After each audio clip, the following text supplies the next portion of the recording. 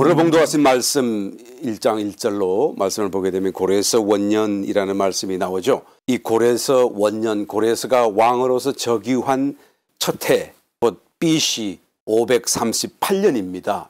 이 BC 538년도라고 하는 것은 바벨론이 멸망한 바로 그 다음 해를 말하는 것이죠. 여러분, 바벨론 제국이 정말 망했다는 이 사실은 정말 엄청난 사건이에요. 우리가 이건 다른 나라이고 또 고대사이기 때문에 잘 몰라서 모를 뿐이죠. 사실은 이 바벨론 제국이 멸망했다라는 그 사실 자체가 기적 같은 사건, 있을 수 없을 것 같은 사건이 일어난 그런 하나의 큰 하나의 사건입니다. 왜 그런가 하게 되면 그 바벨론 제국이 엄청나게 컸고요. 또 그 바벨론 제국의 수도인 바벨론 성읍, 바벨론 시티는 정말 규모가 굉장했습니다. 그때 당시로도. 그리고 너무너무 아주 단단하게 방위벽들을 쌓아 놓았기 때문에 다른 데가 혹시 점령당한다고 할지라도 바벨론 성읍만큼은 점령당할 수가 없을, 그래서 바벨론 제국이 그냥 망할 수가 없을 그런 아주 막강한 난공불락의 성이었기 때문이다라는 것이죠.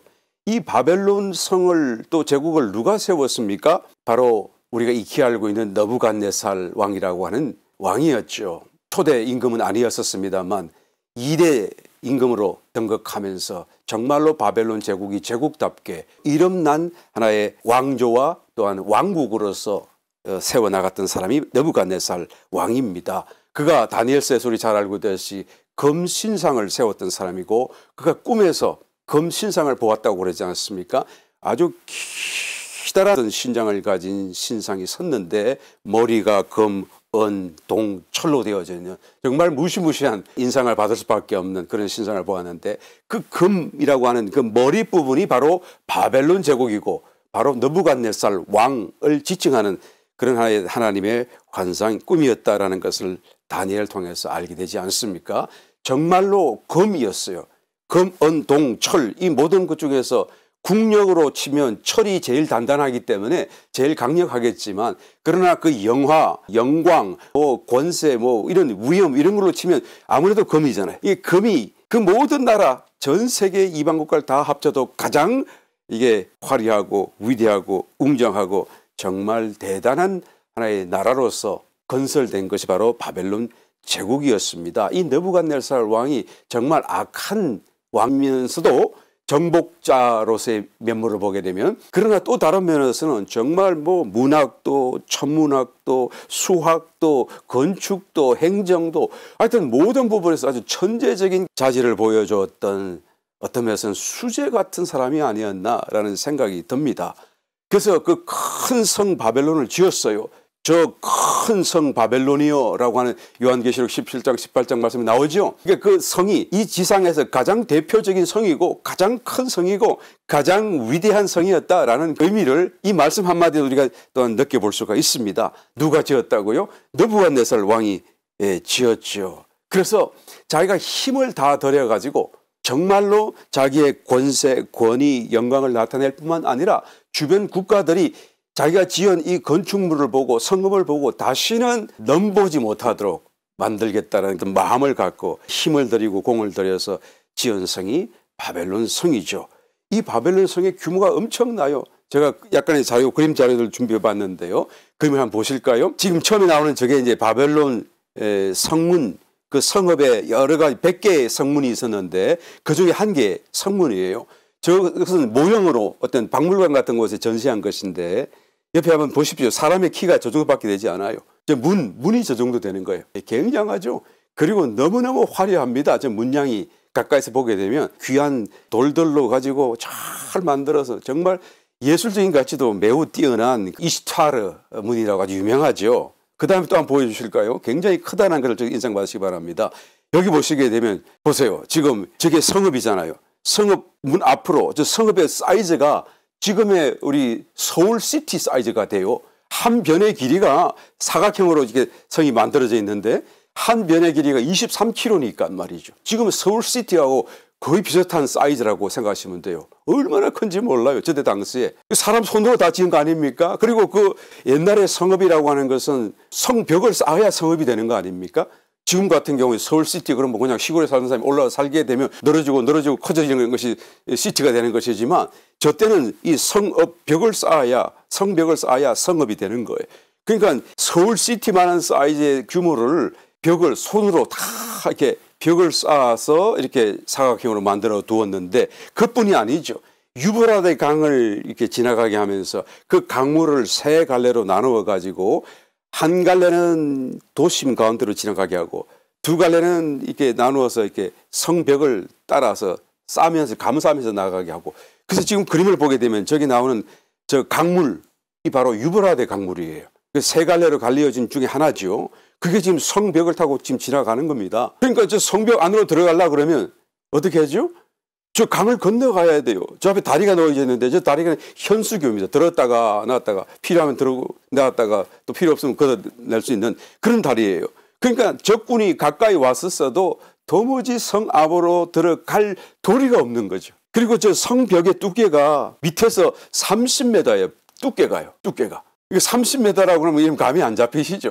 지금 우리 아파트 한 10층 높이 규모를 저 두께로 만들어 놓은 거 이렇게 쭉 올라가는 두께. 위에 가면 조금 좀 좁아지긴 합니다만 그리고 그 높이는 120m예요. 지금 놀라고 계시죠? 120m예요. 성벽이 지금 쭉 저 그림에 보는 것처럼 쭉 따라가서 한 변으로 23km고 또 돌아서 13km고 이렇게 해가지고 도합 90 몇 킬로가 되는 이런 어마어마한 사이즈. 성벽이 저렇다고 하니까 그 안에 성전이라든가 뭐 신전이라든가 뭐 왕궁이라든가 그 말할 필요가 없겠죠. 어마어마한 사이즈가 되고 정말 위대하고 화려할 것입니다. 또 다른 그림 한번 볼까요? 이거는 여러분 그 안에 바벨론 성 안에 있는 공중 정원이라는 것이에요. 그러니까 공중에 매달려 있다는 개념이 아니고 계단식으로 올라가면서 계속 나무를 심고 수목을 갖고 놓아서 공중에 물에서 보게 되면 공중에 이렇게 수목이 떠 있는 것 같이 보이니까 공중 정원이라고 그러는데 이 그림이 저 정도지 여러분 사실은 규모가 어마어마했다고 그럽니다. 세계 7대 불가사의 중에 하나니까 말이에요. 어떻게 저 시대에 저만한 규모를 지을 수 있었을까 알 수가 없다라고 할 정도였으니까요. 하여튼 어마어마한 규모고 정말 화려했고 진귀한 수목들이 가득 찼다. 그래서 바벨론 느부갓네살 왕이 자기의 영광, 권세를 온 세상에 알리겠다고 하는 마음으로 저렇게 지었던 것을 볼 수 있죠. 또 한번 볼까요? 이것도 마찬가지 공중정원의 또 다른 모습입니다. 남아있지 않으니까 사람들이 상상을 해서 그린 거예요 다. 그 다음 또 한번 볼까요? 자, 이거 이시타르 문 중에 아까 푸른색 나는 그 문 정말로 화려하고 정말로 단단하고 잘 지은 그런 문이죠. 여기 보시게 되면 그림이 자 여기 또 조감도가 나왔네요. 저렇게 유브라테스 강이 쭉 흐르고 가운데 조그만 강이 쭉 흐르고 그 다음에 가운데 조그만 그 강이 하나 또 흘러가죠. 예, 이런 식으로 만들어져 있는데 저 길이가 정말 끝없이 23km니까 말이에요. 얼마나 가겠습니까? 굉장한 하나의 사건이죠. 하여튼 말할 수 없는 규모예요. 서울시티만한 거였고 그걸 전부 다 30m 두께에 120m 높이의 그 성벽으로 둘러쌌다고 하니까 그리고 그것도 모자라서 유브라데 강이 흘러가도록 그 흘러가는 것을 해자라고 그러잖아요. 운하를 만든 거죠. 그 해자 밑에 그 땅을 파가지고 그 파낸 그 흙으로 이제는 성벽을 만드는 데 사용했을 거 아닙니까? 그러니까 성벽이 그만큼 높았으니까 밑에서도 그만큼 깊었겠죠. 어느 정도. 그러니까 도무지 성 안으로 접근할 수 없는 구조를 갖춘 것이 바벨론 성이었었어요. 그런데 이 성이 망했다는 거예요. 함락당했다는 거예요. 어떻게 그것도 70년도 못 되었어 말이에요. 그렇게 만들고 70년도 저 왕조가 일어나고 70년도 못 되어서 완전히 왕조가 이제는 망하게 되는 사건이 벌어진 것이 바로 오늘 봉독하시는 고레스 원년이라고 하는 이 말 속에 함축되어져 있습니다. 고레스라고 하는 왕은 바사의 왕이죠. 메대를 함락시키고 연합하고 메대 바사 나라의 왕으로서 연합하여서 바벨론을 침공에 들어가서 공격에 들어갔죠. 정확하게 이 날이 역사에는 사료에는 기록되어져 있습니다. BC 539년 10월 13일 밤이라고 되어 있어요. 계속해서 이 고레스 왕이 침공에 들어오니까 어떻게 합니까? 그것을 붙어서 싸우면서 연전연패하면서 후퇴하는 거예요. 이 사람이 사실은 이 바벨론 왕의 마지막 왕이었지만 자기 아들 벨사살이라고 하는 아들을 섭정왕으로 세워가지고 자기는 전장터에서 싸움을 싸우고 자기 아들 벨사살은 바벨론 성에서 성을 지키도록 그렇게 해놓은 거예요.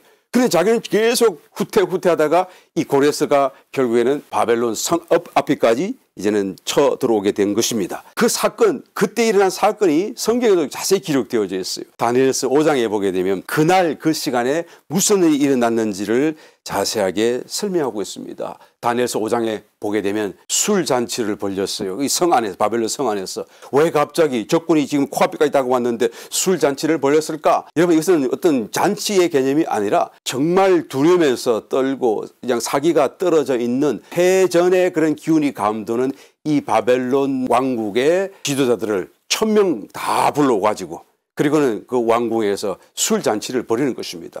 그들을 사기를 돋워주고 그리고 어떻게 합니까? 우리는 절대 함락될 수 없다. 너희도 알고 나도 알고 우리 이 바벨론 성이 어떻게 지어졌느냐? 걱정하지 말라. 저러다가 지쳐서 돌아간다. 라고 하면서 우리는 안에 술이나 잔치를 벌리자 라고 해서 1000명이나 되는 지도급 되는 사람들을 불러가지고 이 벨사살 아들 왕이 이제 잔치를 벌리는 모습이 다니엘서 5장에 나오죠.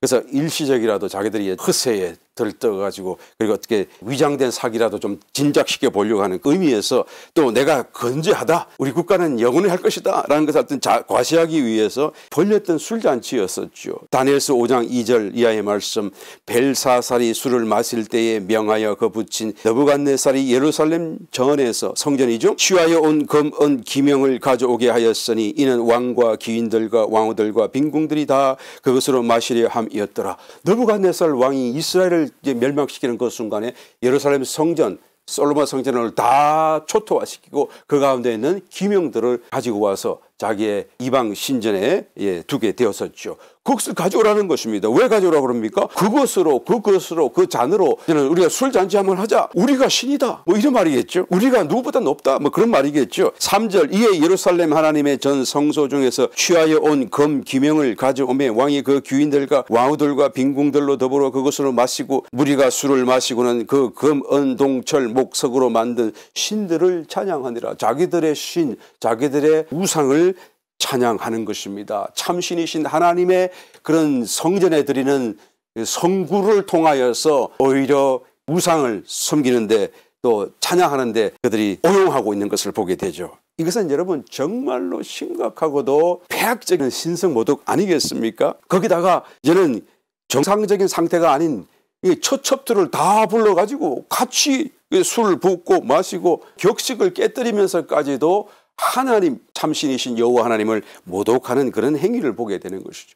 하나님이 하나님의 어떤 이름을 도전하고 하나님의 권위를 모욕하는 일에 하나님은 직접적으로 바로 응답하지 않습니까? 우리 한번 그림 보시겠어요? 렘브란트라고 하는 유명한 화가가 그린 그림 아닙니까, 여러분? 예, 저 그림을 자세히 들여다보게 되면 지금 그 안에 있는 사람이 중앙에 있는 사람이 바로 벨사살 왕이겠고요. 그리고 주변에 이제는 귀인들이 함께 술을 마시고 있는 중인데 여호와의 전 기명을 가지고 부어라 마셔라 이러고 있는 거 아닙니까? 그러고 있는데 갑자기 벽면에 사람 손 같은 솔이 나타나서 글을 쓰기 시작하는 것입니다. 그러니까 그것이 너무 신비한 사건이고 또 이것이 직감적으로 뭔가 아주 좋지 않은 일인 징조일 것이다라는 것을 느꼈기 때문에 이 왕의 그 눈 참 잘 그렸어요. 눈이 둥그랗게 떠져 있고 주변에 보는 사람들도 막 놀라는 표정을 잘 표현하고 있는데요. 저게 글자가 무슨 글자입니까? 다니엘서 5장 25절 이하의 말씀 기록한 글자는 이것이니 곧 메네 메네 데겔 우바르신이라. 그 뜻을 해석하건대 메네는 하나님이 이미 왕의 나라의 시대를 세워서 그것을 끝나게 하셨다. 메네라는 말이 카운트 계산한다는 뜻이거든요. 데겔은 왕이 저울에 달려서 부족함이 배웠다며 데겔은 이제 저울에 단다는 뜻이에요. 28절 베레스는 그러니까 우바르신 우는 엔드라는 뜻이고 바르신은 베레스의 이제 복수형이니까요. 이 베레스는 왕의 나라가 나뉘어서 메대와 바사 사람에게 준바되었다 함이다. 이 베레스라는 말이 그냥 복수를 하게 되면 바르신이 페르시아라는 뜻이랍니다. 그러니까 다니엘이 해석해 준 그대로 당신의 시대를 개선하고 당신을 저울에 달아보았더니 당신의 부족함이 너무나 드러났고 이제는 당신의 나라를 나누어서 메데바사에게 주게 되었다라는 것을 하나님이 나타내셨다라는 말씀이에요. 바로 이 술잔치를 벌이고 바로 이 다니엘이 해석하는 그 해석을 듣고 있는 그 시간에 지금 바깥에 고레스 왕이 와가지고 어떻게 합니까? 지금 어떻게든지 이 바벨론 성으로 쳐들어가길 원하는데 그 물이 너무 깊고 그 물살이 너무 거칠기 때문에 도무지 접근을 할 수가 없어요. 그래서 여러 날을 수고하고 헛되이 보내고 있던 이 고레스 왕이 묘안을 내게 된 것이죠. 이 바벨론 성 자체가 유브라데 강 위에 건설된 나라 또 성이다라는 것을 착안해가지고 그러면 이 유브라데 강이 흘러오는 상류에 가서 그 상류에서 강을 막아서 딴 길로 분지로 흘려보내면 될 거 아니냐. 정말로 그 묘안이 통했어요. 그래서 그냥 올라가지고 군사를 보내가지고 물길을 돌려버리니까 그 물이 흘러오던 창창한 해수 또 해자들이 그대로 바닥이 드러나 버리고 그 바닷길로 이 고레스 왕의 특공대가 신속하게 진역하니까 그 밑으로 들어가서 그 단단한 아까 이시타르 문 보셨죠? 단단한 문을 열지도 않고 밑으로 들어가가지고 안에 들어가서 문빗장을 열어주고 그리고는 그 길로 내려 들어가서 술잔치하고 있는 그 자리에 들어가 벨사살 왕을 단칼에 쳐서 죽이는 것이에요. 그 사건이 바로 일어났던 때가 BC 539년 10월 13일 고레스 왕이 즉위하기 바로 1년 전에 일어났던 사건이었고 나부갓네살 왕의 그 검 신상의 꿈이 실심도 채 안 되어서 아주 흉악한 꿈으로 끝나버리는 사건이 되는 밤이 되기도 했다라는 것입니다. 다니엘서 5장 30절 그날 밤에 갈대아 왕 벨사살이 죽임을 당하였고 메대 사람 다리오가 나라를 얻었는데 때에 다리오는 62세였더라. 그러니까 고레스 왕이 실질적인 왕이었지만은 다리오를 협력 왕으로서 세워가지고 이제 앞장 세워서 이름으로 높여주었던 사건입니다. 그래서 다리오라는 이름이 나오죠. 그런데 여러분 놀랍게도 이 사실이 다니엘서에만 후기로서 기록되어 있는 것이 아니라 약 200년 전에 이사야서에서도 아주 분명하게 아주 자세하게 정확하게 예언되어 있었다라는 것을 우리가 찾아볼 수가 있습니다. 이사야서 44장 26절 내 종의 말을 응하게 하며 내 사자의 모략을 성취하게 하며 예루살렘에 대하여는 이르기를 거기 사람이 살리라 하며 유다 성읍들에 대하여는 이르기를 중건될 것이라. 그냥 황폐해졌으니까요 곧 회복될 것을 예언하고 있죠. 내가 그 황폐한 곳을 복구시키리라 하며 또 다른 예언을 하시고 계시는 거예요. 27절 기품에 대하여는 이르기를 마르라 내가 내 강물들을 마르게 하리라 하며 구체적으로 어디라고까지는 말씀하지 않았지만 대부분의 성경학자들은 이것이 바로 고레스 왕이 묘안으로 적용했던 그 사건 그래서 바벨론 성읍을 벽을 따라 돌아가는 그 운하와 같이 되어지는 그 해자의 물이 마르게 되는 그 사건을 예언한 것이다 라고 다 그렇게 해석을 합니다. 28절 고레스에 대하여는 왜요? 바로 이 사건이 나오기 때문에 그렇죠. 고레스에 대하여는 이르기를 그는 나의 목자라. 그러니까 아예 성경 안에 고레스의 이름을 딱 적어놓아 버린 거예요. 그가 태어나기도 전에 그 이름을 딱 성경에 집어놓은 거예요. 그러니까 자기는 태어나서 뭣도 모르고 자기 이름이 고레스가 되었고 그리고는 이제 왕이 되었고 또 일을 하는데 보니까 성경 안에 이미 다 이름까지 정확하게 기명해 놓았다는 것을 알 수가 있습니다. 이뿐이 아닙니다. 이사야서 45장 1절 이하의 말씀 나 여호와는 나의 기름 받은 고레스라는 말이 나오죠. 하나님께서 그에게 그를 도구로 사용하시기 위해 기름 부으셨다라는 말씀을 지금 여기 딱 적어놓고 있지 않아요? 오른손을 잡고 열국으로 그 앞에 항복하게 하며 열왕의 허리를 풀며 성문을 그 앞에 열어서 닫지 못하게 하리라. 내가 고레스에게 이르기를 내가 내 앞서 가서 험한 곳을 평탄케 하며 논문을 쳐서 부수며 새 빗장을 꺾고 논문을 쳐서 부순다는 이 말씀 여러분 바벨론 성읍에 100개가 있는데 100개의 성문이 전부가 다 노스로 만들어져 있어요. 그러니까 하나님께서 이미 다 이 사건을 예언하고 계시다는 것을 알 수가 있죠. 3절 내게 흑암 중에 보화와 은밀한 곳에 숨은 재물을 주었어. 그 안에서 다 숨겨져 있는 것까지 다 하나님께서는 그의 손으로 다 이제 채워지도록 발견할 수 있도록 안내해 주시는 눈을 열어주신다는 사건이죠. 너를 지명하여 부른 자가 나 여호와 이스라엘 하나님인 줄 알게 하리라. 아예 이름을 딱 지명해서 불렀다. 그 말씀을 여기에도 기록하고 있는 것을 보게 됩니다. 여러분 다니엘이 고레스 왕을 만났을 때에 그 앞에서 이 책을 보여주지 않았겠어요? 이 성경 말씀을 설명해 주지 않았겠어요? 이 고레스 왕이 얼마나 놀랐겠어요? 자기 이름이 기록되어져 있어요. 그리고 바벨론 성을 공략할 때에 그 강물을 바꾸어서 강바닥이 드러나게 한다는 이 사건도 물을 마르게 한다는 사건도 여기에 있었고 노새 문을 열어둔다는 말도 있고 난공불락의 성을 결과적으로 정복해 한 것은 자기 묘안인 줄 알았는데, 자기 지혜인 줄 알았는데, 알고 봤더니 하나님은 이미 다 알고 계시고 그렇게 하실 것을 다 준비해 놓으셨구나. 심지어는 자기의 이름까지 정확하게 기명하여 부르시고 너는 나의 목자다, 기름 부음 받은 목자다라고 하시면서, 이번 성경에 좀 더 내려가서 보게 되게 되면 이 고레스가 무슨 일을 해야 할 것까지도 다 적어 놓았어요. 그래서 13절 찾아보진 않겠습니다만, 나의 사로잡힌 자들을 네가 값이나 값을 얻지 않고 놓아주리라, 만군의 여호와의 말씀이다 라고까지 말씀하는 거예요. 그러니까 고레스가 했던 일도 적혀져 있고 앞으로 해야 될 일도 성경에 기록된 것을 보고 정말 놀라지 않을 수 없었을 것입니다. 그리고는 하나님, 여호와 하나님, 이스라엘 하나님만이 참신인 것을 고백하지 않을 수 없고 그 앞에 무릎을 꿇지 않을 수 없었을 것입니다. 그래서 1절 말씀으로 돌아서 보게 되면 고레스의 마음을 감동시키셨다라고 하는, stir up, 휘저 놓으신 거예요. 그래서 고레스가 막 놀라고 감동되고, 그래서 그렇게 하지 않을 수가 없는 거예요.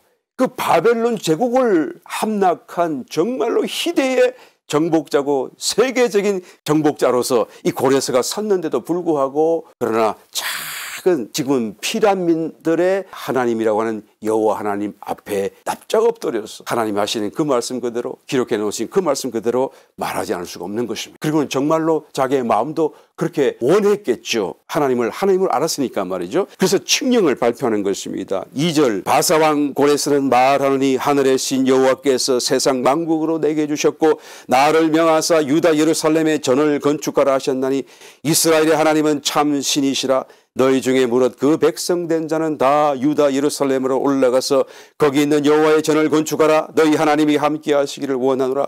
무릇 그 남아있는 백성이 어느 곳에 우거하였던지 그곳 사람들이 마땅히 은과 금과 기타 물건과 짐승으로 도와주고 그 외에도 예루살렘 하나님의 전을 위하여 예물을 절거히 드릴지니라 하였더라.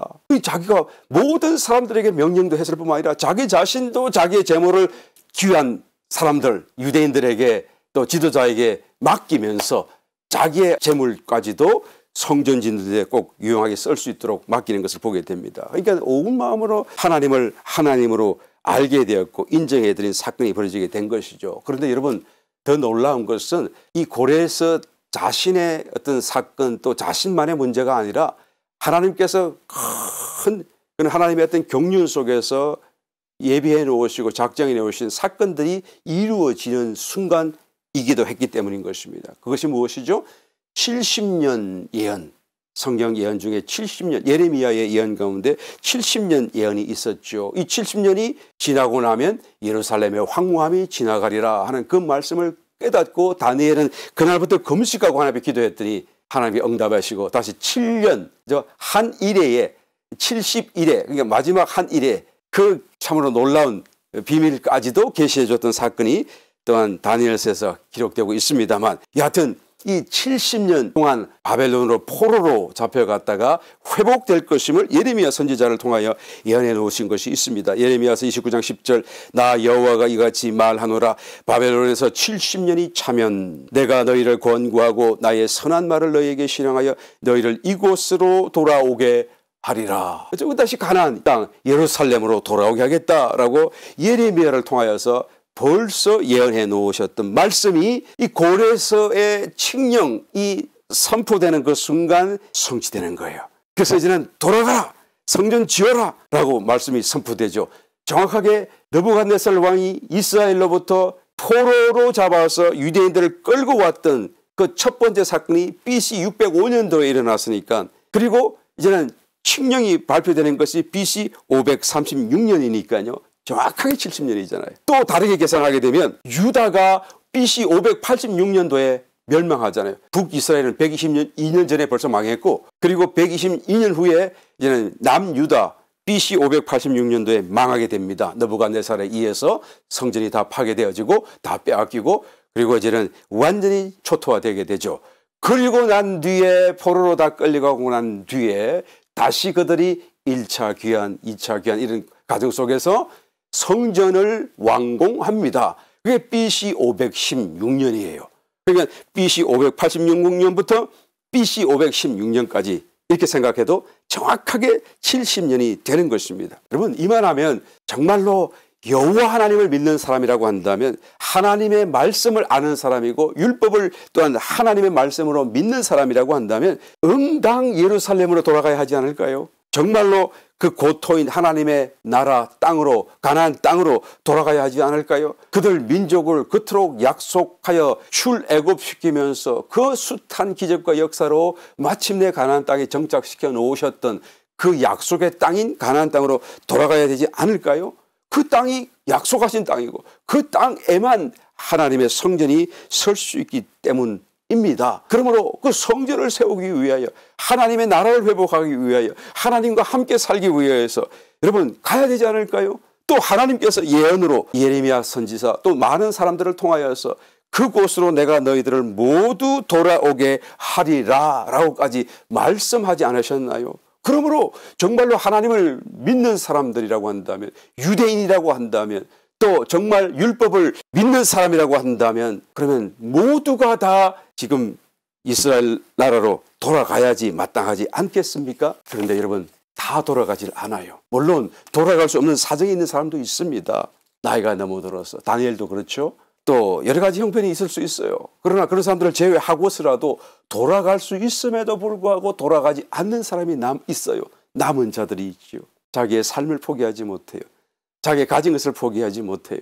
그러나 어떤 사람들은 그곳을 떠나가기도 하는 거예요. 그래서 떠나가는 사람, 남아있는 사람 이 두 부류로 크게 갈라지고 분별되는 것을 보게 됩니다. 누가 남았고 누가 떠나갔습니까? 출애굽이라고 하는 것은 죄의 종살이에서 해방되는 것을 말하지 않아요. 그러니까 불가항력적인 상태에 있었어요. 애굽에 종살이할 때는 자기 개인적인 힘으로 능력으로 그것을 떠나나올 수 없고 자유의 몸이 될 수가 없었어요. 딱 붙잡혀 있었으니까요. 권력 안에 갇혀 있었으니까 불가항력적인 상태에 있었습니다. 그래서 주님께서 십자가로 우리를 구원하신 이 죄로부터 구원하신 이 속죄의 사건, 이것은 정말로 주님의 온전하신 은혜에만 의존할 수밖에 없지 않아요. 이것을 우리는 단체적인 구원이라고 말을 한다고 한다면 바벨론 포로에서 귀환하는 것, 이제는 바벨론에서 이제는 가나안 땅으로 돌아오는 이 사건은 두 번째의 출애굽 사건이라고 말할 수가 있겠습니다만은, 그러나 이것은 첫 번째 출애굽 상태와 좀 다른 것을 우리는 또 분명히 알아야 되는 것이죠. 첫 번째는 죄의 종살이를 했다고 한다면 이 두 번째 바벨론 포로의 생활은 포로살이였었어요. 그러니까 정말로 애굽의 종살이와 비교했었어. 정말로 자유로운 생활을 할 수가 있었고 자기가 자기의 삶을 스스로가 결정할 수 있었으며 자기의 고치를 스스로가 정할 수가 있었어요. 떠나갈 수 있었고 남아있을 수 있었고 자기가 거기서 살되 세속적으로 살 수 있었고 또 말씀을 따라 율법을 따라 거룩하게 정한 삶을 살아갈 수도 있었고 이 모든 것이 자기가 선택할 수 있었다라는 거예요. 그러니까 이전의 애굽의 시대와는 또 다른 것이에요. 그래서 바벨론 포로에서 돌아간다고 하는 것은 십자가로 단체적인 구원을 의미하는 것이 아니라 그 단체적인 구원을 받은 사람들이 이제는 자기의 결단, 자기의 의지를 가지고 나는 하나님을 선택하고 나는 정말 거룩한 삶을 살고 하나님과 살기를 원한다라고 하는 그런 어떤 결단을 요구하는 상태라는 것을 우리 알아야 되는 것입니다. 마치 오늘날 신약시대를 살아가는 저와 여러분의 신약 성도의 삶의 형편과 좀 유사하다는 생각이 들지 않아요? 구원은 받았지만 어떤 사람은 거룩하게 살고 정말로 주님을 추구하며 살기도 하지만 어떤 사람들은 이 차이를 별로 느끼지 못할 정도로 구원을 받은 사람인지 세속적인 삶을 살고 또 정말로 세속적인 사람들과 그 어떤 모습에서 구별이 없을 정도로 구원받았음에도 불구하고 여하튼 이런 삶을 살고 저런 삶을 살고 자기의 결정, 자기의 의지, 자기의 선택에 따라서 선택할 수 있는 자유가 있는 거예요. 그러니까 신약 성도의 삶의 형편과도 지금 매우 유사한 것을 알 수가 있죠. 바벨론 포로의 삶이라고 하는 것이. 그런데 귀한 명령이 떨어진 거예요. 고레에서 칙령을 통해서 이제는 다 돌아가라. 예루살렘으로 돌아가라. 가나안에서 예루살렘에서 너희 하나님의 성전을 지어라. 명령이 떨어진 거예요. 여러분 이것은 고레스의 입을 통하여 하나님이 하시는 말씀 아니겠어요? 하나님이 초청하시는 거 아닙니까? 다 내게로 오라. 혼인잔치에 다 오라. 다 이기는 자가 되라 라고 하시는 하나님의 말씀 아니겠어요? 모든 환경이 열려졌습니다. 모든 일이 가능하게 되어졌어요. 이제는 애굽을 빠져나오는 것과는 다른 거예요. 자기가 원하기만 하면 오히려 왕이 도와주고 이방의 백성들이 자기를 도와주고 재물을 공급해주고 그래서 하나님의 나라를 건설하는 일에 자기가 동참할 수 있게 되어졌다라는 것이죠. 실제로 어떤 사람이 떠났습니까? 우리 본문 말씀 5절 말씀을 같이 찾아봅니다. 이에 유다와 베냐민 족장들과 제사장들과 레위 사람들과 무릇 그 마음이 하나님께 감동을 받고 올라가서 예루살렘 여호와의 전을 건축하고자 하는 자가 다 일어나니라고 말씀하고 있습니다. 그러니까 유다와 베냐민 족장들이니까요. 그다음에 제사장들과 레위 사람들, 이게 성전을 섬기는 사람들, 하나님을 섬기는 직접적인 사람들이니까요. 아마 부분적으로는 벌써 어떤 책임감도 가지고 있을 것이고 또 부분적으로는 어떤 하나님을 또 남다르게 이렇게 열정적으로 섬기고 하는 그런 마음도 있는 사람들일 것이고 이 사람들이 간다는 것은 어느 정도 이해가 되어집니다. 그런데 플러스 이런 사람들과 무릇 그 마음이 하나님께 감동을 받은 사람이에요. 어떤 감동을 받았죠? 예루살렘 성전을 건축하고자 하는 마음, 하나님의 성전을 건축하고자 하는 마음을 감동받은 사람들이 모두가 다 일어나 이제는 떠나게 되는 거예요. 어디로요? 가나안 땅을 향했어요. 그러니까 이 가나안 땅으로 돌아오는 귀환자들의 무리는 곧 한 가지 공통점을 가지고 있다. 그것이 무엇입니까? 모두가 다 성전을 건축하고자 하는 열망을 가진 사람들이다라고 우리가 말할 수가 있겠죠. 여러분, 이 귀환자들은 하나님이 감동을 주셨기 때문에 감동대로 떠난 사람들 뿐이 아닙니까? 라고 우리가 질문할 수 있어요. 그렇지만 사실 실상은 그렇지가 않습니다. 하나님께서 감동을 주셔서 물론 그들이 떠나나오긴 했지만 그러나 그 감동을 주기 전부터 하나님은 중심을 아시고 보시고 그래서 누가 하나님을 사랑하시는지를 다 아시잖아요. 그래서 하나님께서 어떤 사람들, 특별히 하나님을 사랑하는 사람들에게 감동을 주셔가지고 어떤 감동, 성전을 건축하라는 감동을 더해 주심으로써 이 사람들은 그 전부터 하나님을 사랑했기 때문에 언제든지 필요하다고 한다면 나는 내 삶을 포기하고 내 삶의 모든 기득권을 포기하고서라도 하나님 앞에 나아갈 수 있는 사람, 그런 마음을 가진 준비된 사람들이었다라는 것을 우리가 알 수가 있어요. 그래서 하나님께서 그런 사람들에게 감동을 주신 거예요. 성전을 지어라, 세워라. 그러니까 이 사람들은 최소 이방인의 땅이었지만 50년에서 100년 이상을 거기서 이미 살아왔던 사람들이잖아요. 그러니까 벌써 삶의 이전 터전을 다 읽어왔고 모든 좋은 기득권들을 다 가지고 있음에도 불구하고 이런 것들을 초계와 같이 버리고 하나님을 위하여서 기약 없는 그 귀환의 장정을 오로지 믿음으로 또 하나님 사랑하는 그 마음으로 이제는 떠날 수 있었던 사람들 아니겠습니까? 다음 2장에서 보게 되면 그 사람들이 구체적으로 누군지 이름이 자세히 나와요. 얼마나 기가 막힌지 사연들, 감동들 참 많은 것을 우리가 볼 수가 있습니다. 그런데 여러분 이 사람들 말고 왜 다른 사람들은 다 같이 떠나지 않았을까요? 하나님을 믿는다고 해서 똑같이 다 이와 같이 반응하지는 않습니다. 오늘날도 마찬가지죠. 하나님을 믿는다고 해서 구원받았다고 해서 같은 교회를 다닌다고 해서 다 똑같은 마음은 아니에요. 떠나는 자가 있고 남는 자들이 있다라는 것을 우리는 정말 깊이 인상받아야 되는 것입니다. 우리는 떠나야 돼요. 하나님의 성전을 건축하기 위해서 떠나야 돼요. 그곳에서만 건축할 수 있기 때문에 그런 것이죠.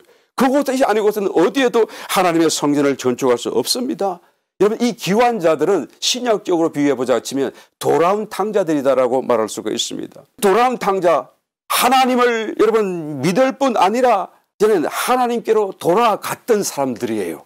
그러므로 저와 여러분들도 마찬가지 하나님을 믿을 뿐만 아니라 하나님께 돌아가야 돼요. 돌아온 탕자처럼 말이에요. 그가 처음에는 자기 아버지를 잘 몰랐는데 나중에는 돌아와서 보니까 그 아버지가 어떤 분인지를 더 분명하게 더 참된 아버지의 그 진면목을 깨달아 알게 된 것처럼 말이죠. 우리의 신앙생활 속에 우리가 하나님을 피상적으로 알아서는 안 된다 그 말씀이에요. 더 깊이 알아야 돼요. 더 가까이 가야 됩니다. 더 하나님을 추구해야 되는 것이죠. 그래서 하나님을 알아가야 돼요. 알기 위해서는 어떻게 됩니까? 성전을 지어야 됩니다. 왜? 성전을 지어야 그곳에 하나님을 만나고 그곳에서 하나님과 교통할 수 있기 때문에. 그러므로 성전을 짓기 위해서는 성전을 지을 수 있는 곳으로 떠나가야 되는 것이죠. 하나님의 말씀이 있는 곳, 하나님의 약속이 있는 그곳, 지상의 가나안 땅이 아니라 그 지상의 가나안 땅으로 비유하고 상징해주고 있는 우리 내적인 영적인 가나안 땅, 내면의 깊은 곳으로 우리는 나아가야 되는 것이죠. 성전을 건축한다는 것은 여러분 외형적인 건물을 얘기하는 것이 아니고 하나님이 거하실 곳을, 다시 말하면 하나님을 모시고 드린다라는 개념을 말하는 거 아니겠습니까? 그곳에서 하나님을 만나는 거예요. 그곳에서 하나님의 음성을 듣는 거예요. 그곳에서 하나님을 또한 대하는 곳이 바로 성전 건축의 의미인 것입니다. 그러므로 우리는 성전 건축을 위하여서 이 귀한 자들처럼 떠나야 돼요. 하나님의 약속 있는 그곳으로 가야 되는 것입니다. 깊은 내면의 자리로 들어가야 되는 것입니다. 기도를 해도 그냥 문제 기도, 그냥 응답받고 그냥 축복받고 그러고 그냥 나는 하나님의 응답을 받았다라고 그쳐서는 안 되는 것입니다. 내면의 깊은 자리로 나아가는 그런 기도를 드릴 수 있어야 돼요. 우리의 잡념을 떠나고 염려를 떠나고 삶의 일상의 그런 염려, 고민, 생각을 다 떠나 나오면서 정말로 하나님이 계신 가장 깊은 내면의 그 장소로 나아가야 되는 것입니다. 그곳에서 하나님을 만나야 되고 하나님을 만나는 기도를 드려야 되는 것이죠. 또 그런 삶을 우리는 추구해야 되는 것입니다. 이것이 구원의 완성입니다. 신앙적인 삶의 이유입니다. 왜 구원받은 이후에도 성도들을 여전히 땅 위에서 살게 내버려 두시는지 그 이유가 여기에 있는 것이고, 구원받은 성도로서 지상의 삶을 살아가는 시간을 허락하시는 이유가 여기에 있는 것이죠. 우리의 모든 시간을 다 들여서라도 우리는 이 자리로 나아가야 되고 영적인 가나안 땅에서 성전을 건축해 하나님을 만날 수 있는 그 자리에 나아가야 된다는 것을 말씀을 드립니다. 꼭 그렇게 하시고 우리의 모든 신앙적인 삶과 또한 모든 동기가 여기에 집중되어져서 정말 성경의 중심적인 구원의 길로 나아갈 수 있는 저와 여러분 되시기를 바랍니다. 우리 다음 시간 계속하여서 우리가 어떻게 그 길을 나아가며 또 그 길은 어디에 있는지를 더 자세히 우리 말씀을 통하여 살펴보기로 하겠습니다.